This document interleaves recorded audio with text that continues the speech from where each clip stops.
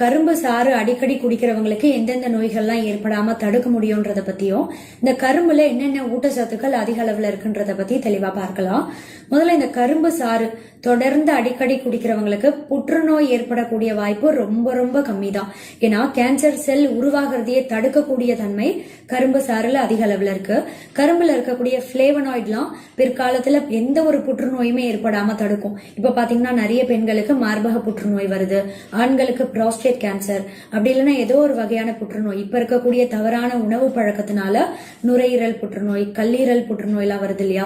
எந்த வகையான புற்றுநோயுமே ஏற்படாம தடுத்து ஆரோக்கியமா வாழறதுக்கு கட்டாயம் நம்ம எல்லாருமே பொங்கல் பண்டிகை நேரத்துல மட்டும் இல்ல, அடிக்கடி கரும்பு சாறு, கரும்பை நம்ம அன்றாட உணவுல சேர்க்கணும். இந்த கரும்பு தொடர்ந்து டீனேஜ் வயதுல இருக்கக்கூடிய ஆண்கள் பெண்கள் சாப்பிடும் போது பிம்பிள் அப்படின்னு சொல்லக்கூடிய ஆக்னி, முகப்பருக்கள் ஏற்படக்கூடிய வாய்ப்பை ரொம்பவே கம்மி பண்ணணும்னு ஒரு